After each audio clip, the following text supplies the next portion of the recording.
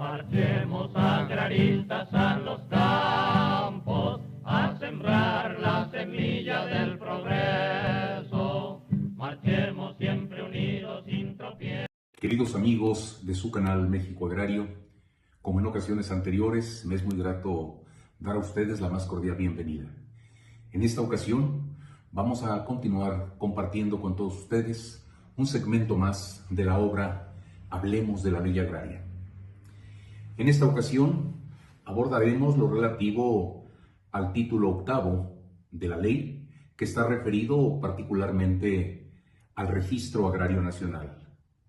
Dice la ley que para el control de la tenencia de la tierra y la seguridad documental existe esta instancia registral que, contrario a lo que en ocasiones se puede pensar, respecto que el Registro Agrario Nacional surgió con motivo de la reforma al artículo 27 constitucional del 6 de enero de 92, es oportuno citar que el 24 de abril de 1928 se expidió el reglamento de dicho registro.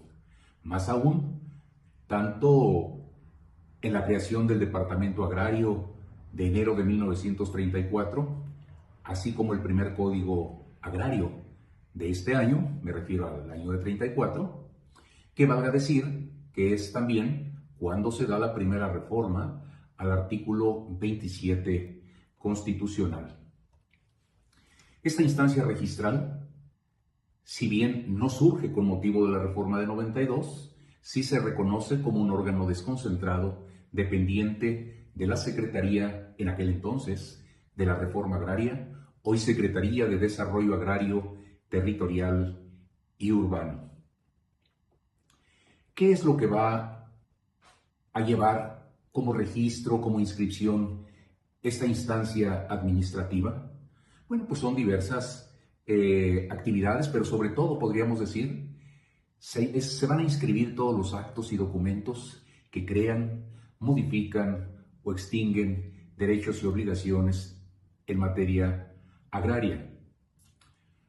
Por otra parte, cabe mencionar también que lo que contempla el artículo 27 constitucional, fracción 17ª, cuando está referido específicamente a que está prohibido en nuestro país el latifundio, esto es, tanto en el orden administrativo, lo mismo la Secretaría del Ramo como la Procuraduría Agraria, en un momento determinado podrán conocer de la excedencia que se puede estar dando en la tenencia de la tierra, lo mismo de carácter privado o particular como de carácter ejidal, en cuyo caso el Registro Agrario Nacional habrá de apoyar, se coordinará con los gobiernos locales, gobiernos de los estados, así como con el INEGI, a fin de poder apoyar técnicamente precisamente para la realización de trabajos de campo y que en un momento determinado se pueda estar enajenando el excedente correspondiente. El Registro Agrario Nacional, al igual que el Registro Público de la Propiedad y de Comercio, es una instancia de carácter público, esto es, que se podrá acudir ante esta instancia registral para efecto de solicitar algún trámite, alguna información respecto de inscripciones. Sin embargo, es importante mencionar que, al igual que en el orden jurisdiccional, en muchas ocasiones habrá que acreditar la personalidad y el interés jurídico para efecto de que se pueda obtener alguna información. Quizá podríamos decir particularmente cuando está referido esto a la obtención de algún certificado de derechos parcelarios, certificado sobre tierras de uso común o algún título de propiedad. Algo que es muy importante, el artículo 152 de la Ley Agraria habla de aquellas actividades que deben, o documentos que deban inscribirse ante el Registro Agrario Nacional, por ejemplo, los certificados o títulos que amparen derechos sobre solares, tierras de uso común o de parcelas de ejidatarios o de comuneros. Pero algo quizá más significativo es lo relativo a que deberán inscribirse las resoluciones judiciales o administrativas que reconozcan, creen, modifiquen o extingan derechos ejidales o comunales. Evidentemente que aquí estamos considerando las resoluciones o sentencias emitidas por los órganos jurisdiccionales agrarios, en cuyo caso, una vez que cause estado alguna sentencia, si es que fuere alguna controversia, o bien si se trata de algún juicio sucesorio o jurisdicción voluntaria, deberá ordenarse al Registro Agrario Nacional su inscripción, así como la correspondiente otorgamiento de los certificados, en cuyo caso deban entregarse a los beneficiados. Por otra parte, el registro también deberá llevar las inscripciones de todo lo relativo a los terrenos nacionales y los denunciados como baldíos. Un poco más adelante estaremos comentando de manera más puntual sobre este tipo de bienes o derechos de carácter que se encuentran en el medio rural. Al igual que el registro público de la propiedad, decíamos al inicio de este capítulo que será de carácter público, pero en el caso específico del registro agrario deberá llevarse de manera puntual una información estadística, documental, técnica y catastral, así como de planificación en las funciones que esté desempeñando. Por otra parte, debe llevar también la inscripción de todo lo relativo a la constitución de sociedades civiles o mercantiles, particularmente aquello referido a las acciones Serie T. Recordemos que cuando hablábamos en el capítulo correspondiente sobre constitución de este tipo de sociedades, decíamos que las acciones Series T son aquellas que van a respaldar precisamente lo relativo a la tierra. ¿En favor de quién? Bueno, pues de los tenedores de estas superficies.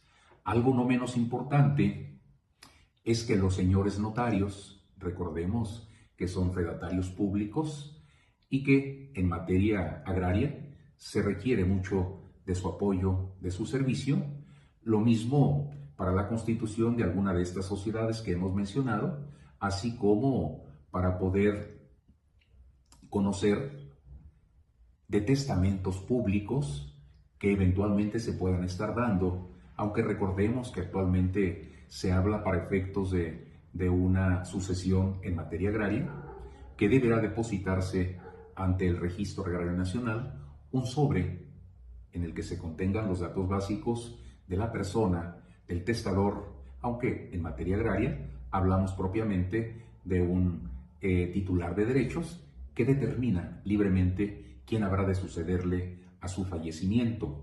Sin embargo, en tratándose de la actuación de los señores notarios, cuando hablamos de un testamento, bueno, pues ellos deberán informar al Registro Agrario Nacional precisamente para que cuando se promueva algún juicio sucesorio ante los tribunales unitarios agrarios, haya la posibilidad de que se cuente con esta información y se pueda resolver en consecuencia.